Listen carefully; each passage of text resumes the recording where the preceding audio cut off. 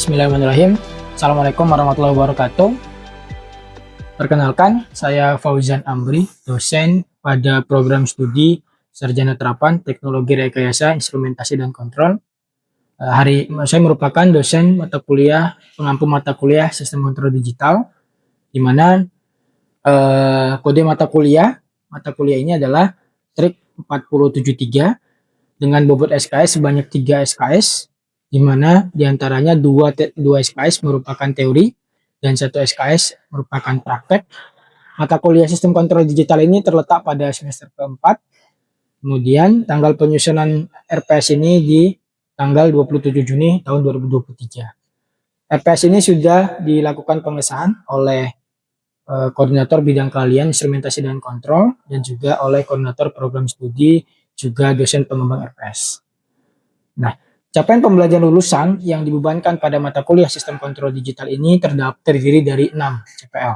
Yang pertama adalah S3, yaitu sifat yang ketiga, diambil dari dokumen kurikulum program studi Teknologi Rekayasa Instrumentasi dan Kontrol. Yang pertama adalah berkontribusi dalam peningkatan mutu kehidupan bermasyarakat, berbangsa, bernegara, dan kemajuan peradaban berdasarkan Pancasila. S8, menginternalisasikan nilai, norma, dan etika akademik. Lalu pengetahuan ketiga, menguasai konsep teoritis sistem instrumentasi dan kontrol pada industri proses dan manufaktur secara mendalam. Lalu keterampilan umum 1, mampu menerapkan pemikiran logis, kritis, inovatif, bermutu, dan terukur dalam melakukan pekerjaan yang spesifik di bidang keahliannya, serta sesuai dengan standar kompetensi kerja bidang instrumentasi dan kontrol. Kemudian berikutnya kompetensi umum. Yang kedua, mampu menunjukkan kinerja mandiri, bermutu, dan terukur.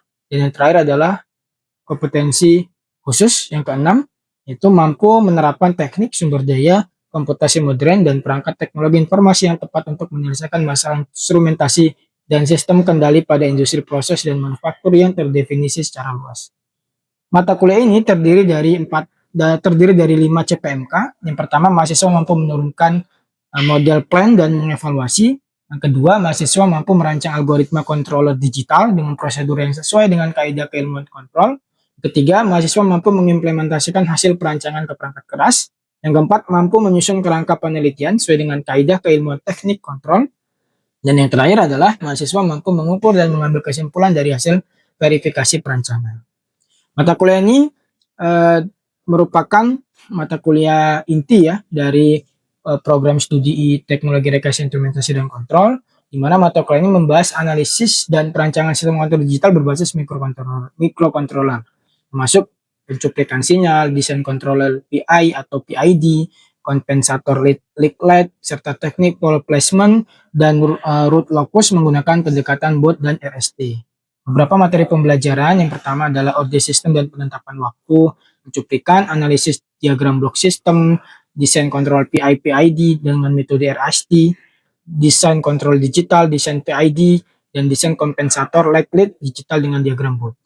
Daftar referensi yang kita gunakan adalah buku rujukan ya, textbook, dan juga kita menggunakan studi kasus berupa materi dari artikel-artikel jurnal ilmiah. Kemudian nama dosen pengampu adalah saya sendiri, Fauzan Amri. Kemudian mata kuliah ini memiliki mata kuliah prasyarat. Yang pertama, matematika teknik yang telah diambil dan lulus mahasiswa di semester 1, dan juga mata kuliah sistem kontrol yang mahasiswanya sudah lulus di semester 1 atau 2. Lalu media pembelajaran untuk perangkat keras kita menggunakan Arduino dan juga kita menggunakan PLC. Lalu untuk perangkat lunaknya kita menggunakan aplikasi MATLAB dan aplikasi Simulink yang sudah terinclude pada aplikasi MATLAB. Metode penilaian atau assessment dalam perkuliahan ini adalah ada 5. Yang pertama, hasil proyek itu 50%, karena mata kuliah ini adalah mata kuliah yang termasuk di project based learning kan. Kemudian yang kedua adalah tugas dan laporan praktikum sebesar 20%, evaluasi akademik 1 10%, dan evaluasi akademik 2 atau UAS 10%, juga kehadiran 10%. Mata kuliah ini akan ditempuh selama 1 semester dengan total 16 pertemuan termasuk UTS dan UAS. Teman-teman sekalian, setiap asesmen akan ada matriks perkuliahan, akan ada matriks penilaian. Silakan diakses pada link yang sudah disediakan pada RPS. Saya kira itu mungkin rancangan pembelajaran semester di mata kuliah Sistem Kontrol Digital. Selamat datang di mata kuliah ini dengan saya. Terima kasih. Demikian. Assalamualaikum warahmatullahi wabarakatuh. Baik, bismillahirrahmanirrahim. Assalamualaikum warahmatullahi wabarakatuh. Waalaikumsalam warahmatullahi wabarakatuh. Selamat pagi semuanya. Pagi. Alhamdulillah. Udah sarapan semua? Alhamdulillah sudah. Sudah ya, alhamdulillah. Baik. Teman-teman sekalian, selamat datang kembali ya di mata kuliah Sistem Kontrol Digital. Hari ini termasuk pertemuan yang ketiga ya, pertemuan ketiga. Di mana sebelumnya di hari Jumat yang lalu kita telah belajar materi tentang sistem kontrol tertutup dan sistem kontrol terbuka. Nah, kira-kira ada yang tahu nggak apa yang dimaksud dengan sistem kontrol terbuka dan sistem kontrol tertutup? Coba. Ya, silakan Arda. Dari materi sebelumnya kita mempelajari sistem kontrol tertutup sama terbuka, Pak. Oke, apa itu sistem kontrol tertutup? Untuk sistem kontrol tertutup sendiri, sistem yang menggunakan umpan balik atau feedback. Dan untuk yang terbuka sendiri itu tidak menggunakan feedback, Pak. Tidak menggunakan feedback. Ya. Yang tertutup pakai feedback, yang terbuka tidak. Ya, contohnya apa kalau yang terbuka? Kalau yang terbuka contohnya mesin cuci manual, oven pemanas tanpa sensor suhu. Kalau untuk yang tertutup AC otomatis sama mobil dengan cruise control, Pak. Oke, baik. Terima kasih. Applause buat Arda. Ya, sebelum kita masuk materi sistem kontrol digital PID, saya ingin memberikan suatu gambaran untuk kita bisa memahami sebetulnya apa sih sistem kontrol PID itu. Ya, mungkin di sini teman-teman kalau ke Polindra itu kan biasanya naik motor, ya, karena angkutan umum ada tapi sangat jarang. Dan kalau kalian naik itu seringnya pasti telat. Nah, seringnya kan naik sepeda motor. Kalau naik sepeda motor ke Polindra seringnya ngebut atau kecepatannya konstan? Konstan, Pak. Konstan. Konstan. Di sini ya, kalau di lapangan nggak tahu. Nah, seringnya konstan. Kalau kecepatannya konstan, apa yang kita lakukan pada gasnya? Kita akan tarik secara perlahan. Benar ya? Secara perlahan. Sampai akhirnya dia melaju dengan kecepatan konstan. Tapi biasanya itu tidak bisa dilakukan oleh mereka-mereka yang baru belajar naik motor. Benar ya? Kalau baru belajar naik motor itu cenderung belum bisa konstan. Ya, masih gerasak-gerusuk gitu. Ya, atau mungkin yang SIM-nya nembak. Nah, itu cenderung nggak bisa membuat kecepatan motor itu konstan. Ya, jadi sistem yang kita rancang untuk suatu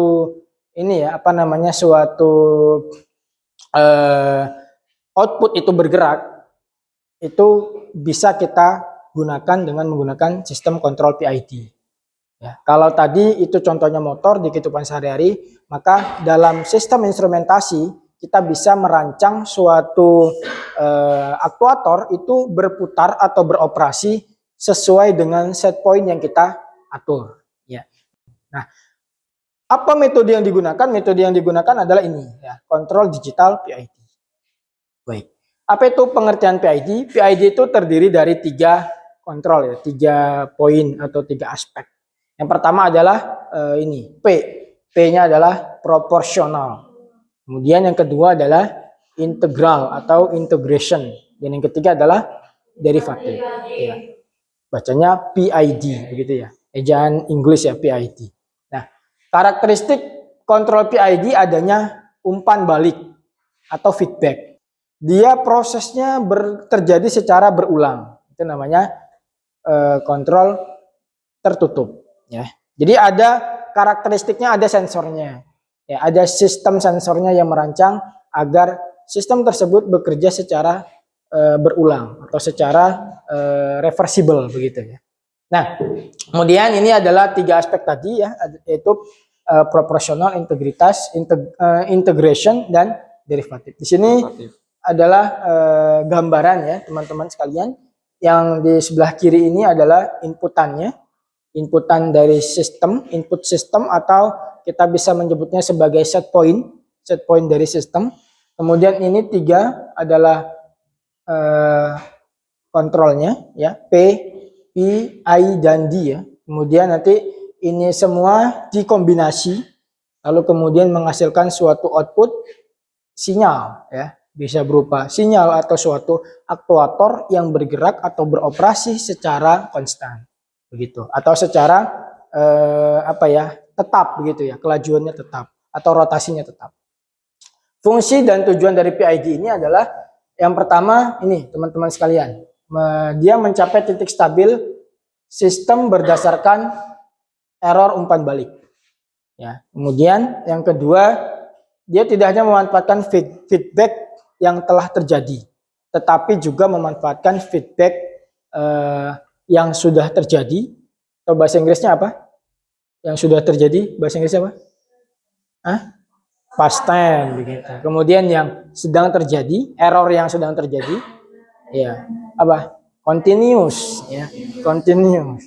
Ini bahasa Inggrisnya harus diulang lagi nih.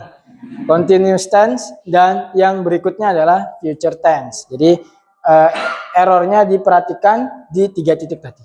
Kemudian PID yang lengkap dan tepat akan memiliki steady state yang minimal. Ini artinya errornya minimal. Jadi kalau kita bisa mengatur PID-nya secara tepat, ya nilai-nilainya dari 3 titik tadi, tiga sistem kontrol tadi, maka error yang sangat-sangat minimal, atau bisa kita katakan deviasinya kecil dan bisa dikatakan dia presisi. Begitu.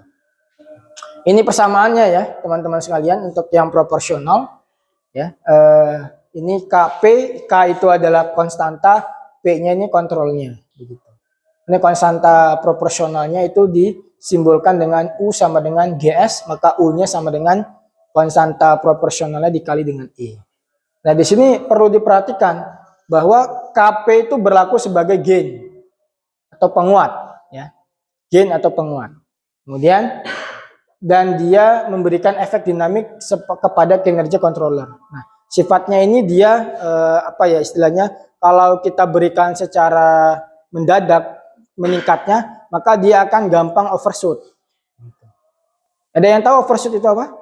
Gini, ya, silakan Iqbal berdiri. Apa yang kamu ketahui tentang overshoot sendiri itu mungkin kayak melebihi batas dari set point yang sudah ditentukan, Pak. Oke, melebihi batas dari set point yang sudah ditentukan. Oke. Baik, terima kasih kepada Iqbal. Baik. Jadi tadi proporsional ini ya namanya juga proporsional. Ya, kan kalau kita hidupkan itu harus proporsional, benar ya? Ada sekian persen untuk belajar, ada sekian persen untuk tidur, ada sekian persen untuk bermain bersama teman dan seterusnya, harus proporsional. Maka kalau misalnya ada satu aja aspek yang mendominasi, tentu nanti dia akan terjadi overshoot. Ya, terjadi ketidaksesuaian dengan set point yang kita inginkan. Gimana kalau terlalu kecil, Pak? Kalau terlalu kecil dia tidak mencapai. Jadi harus di tengah-tengah aja. Ya, begitu maksud dari bahwa proporsional ini dia harus sesuai dengan apa yang dibutuhkan oleh sistem tadi. Begitu. Kemudian penggunaan kontrol P memiliki berbagai keterbatasan karena sifat kontrol yang tidak dinamik. Jadi P ini atau kontrol P ini dia harus dibantu dengan integration dan derivatif untuk mencapai kondisi yang ideal ya, atau sesuai dengan apa yang kita set. Kemudian dalam aplikasi dasar yang sederhana, kontrol P ini cukup mampu untuk memperbaiki respon transient khususnya ya, rise time dan setting time. Nah, berikutnya poin yang ketiga, dalam aplikasi dasar yang sederhana, kontrol P ini sudah cukup sebetulnya. Tapi untuk aplikasi-aplikasi yang sederhana. Kalau aplikasi-aplikasi yang agak kompleks itu butuh kontrol I dan D. Makanya ada beberapa sistem yang hanya membutuhkan PI-nya saja. Ada yang membutuhkan PD-nya saja.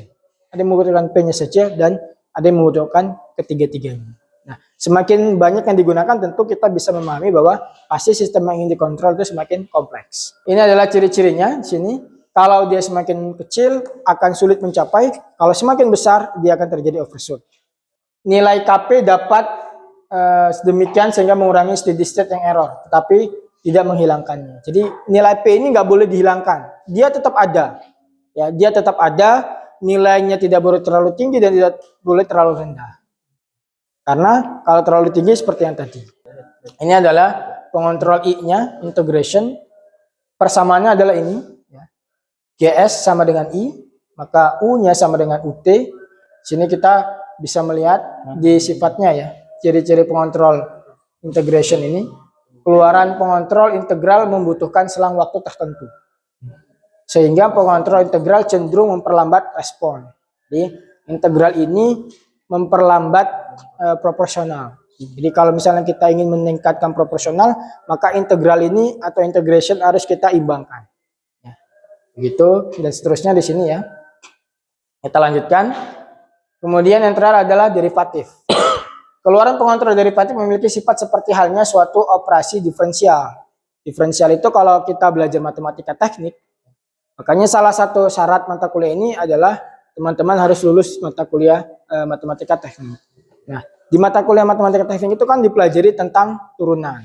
Ya, tentang turunan. Nah, turunan atau diferensial ini anti dari integral, sehingga nilai dari integral itu dia akan bisa di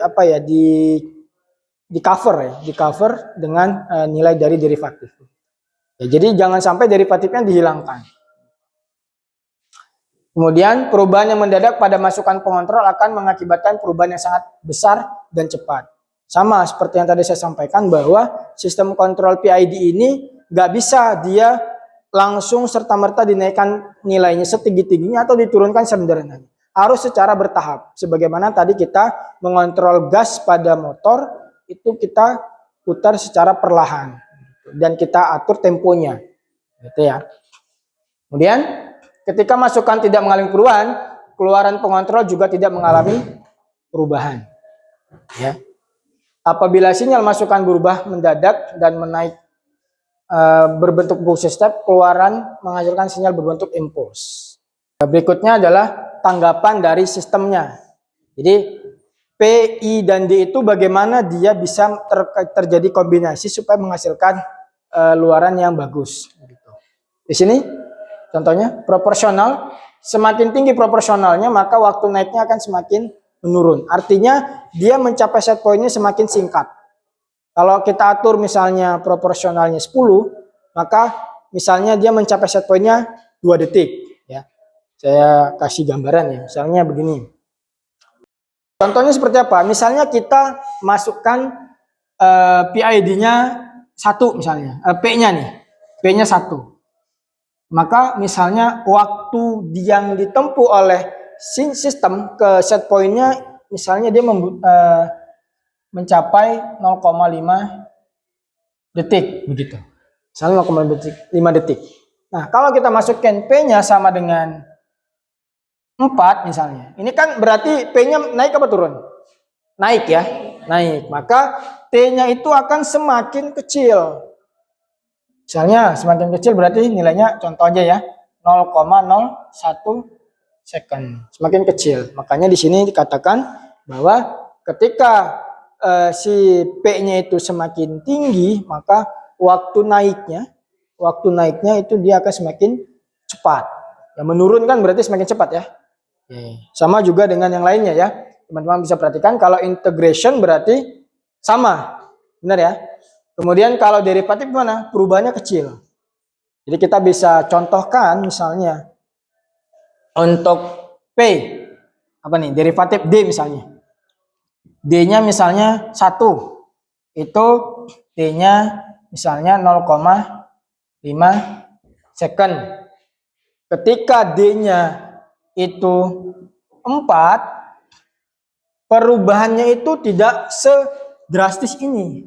Jadi perubahannya itu hanya 0,55 second. Kurang lebih seperti itu. Paham ya? Meskipun terjadi perubahan yang sama antara variabel D dengan P, tetapi perubahan waktunya itu tidak sama. Itu yang dimaksud dengan perubahannya kecil. Paham ya? Untuk mendapatkan aksi kontrol yang baik diperlukan langkah coba-coba dengan kombinasi antara P, I, dan D sampai ditemukan nilai KP, KI, dan KD yang diinginkan. Jadi perlu adanya coba-coba. Ya, perlu adanya coba-coba. Tapi dengan kita menggunakan MATLAB nanti kita akan dibantu Kira-kira berapa P yang sesuai, berapa I yang sesuai, dan berapa D yang sesuai. Begitu. Jadi dengan adanya perangkat lunak, kita membantu pekerjaan kita. Begitu. Baik teman-teman sekalian, kita akan mencoba melakukan praktek ya. Kita akan mencoba melakukan praktek. Kita ambil studi kasusnya dari suatu jurnal. Ya. Jadi jurnal itu membahas tentang ini, simulasi kendali kecepatan sudut motor DC dengan menggunakan metode PID dan menggunakan bantuan Simulink MATLAB. Ya. Oke, teman-teman bisa buka MATLAB-nya. Baik, silakan diketik ya programnya sesuai dengan ini. Masukkan pertama CLC ya, CLC dan masukkan clear. Ya. Ikutin saja sesuai dengan yang tadi saya perintahkan ya. Masukkan CLC.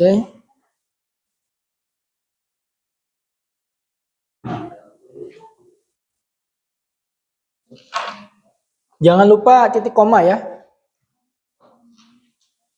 Titik koma pada setiap baris di MATLAB. Untuk titik masukkan koma itu titik ya. Jadi kalau di komputer itu biasanya mendetek koma itu titik.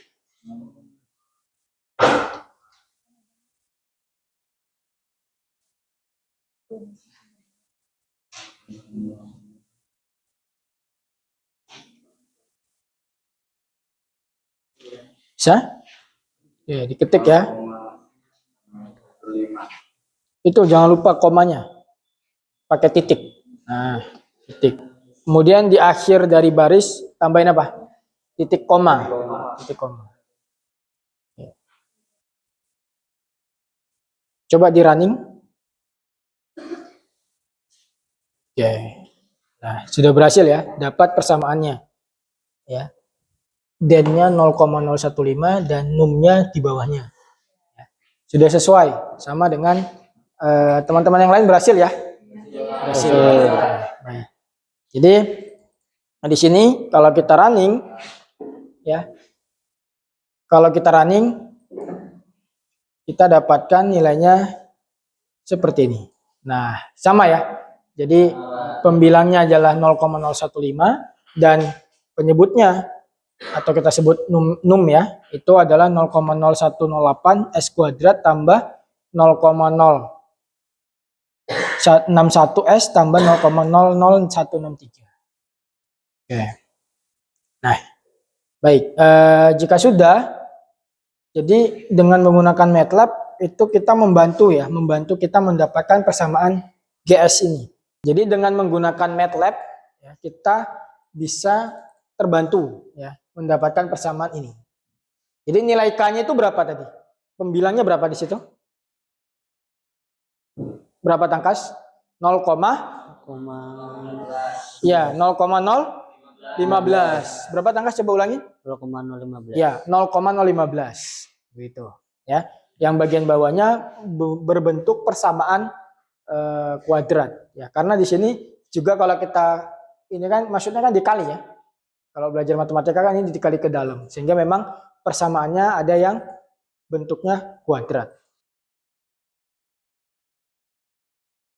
Nah, jadi itu bisa di running, coba di double klik ini di sini transfer function. Double klik. Oke. Nah, sudah muncul ya nilai num dan den-nya. Jadi ini adalah persamaan yang tadi kita masukkan di MATLAB. Gitu. Nah, di oke. Klik oke. Kemudian lagi kita tampilkan scope-nya. Ini di running dulu, di running. Oke. Nah, tunggu proses. Oke, sekarang di double klik scope-nya. Oke, nah ini. Jadi kalau ini tuh kita terlalu memberikan nilai proporsional terlalu tinggi. Ya, coba kita turunkan, coba di close dulu, close.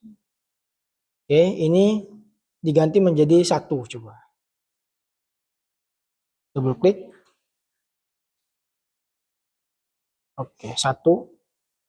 Ya, di oke. Jadi yang terjadi apa? Nanti overshootnya akan berkurang. Di running dulu. Di running.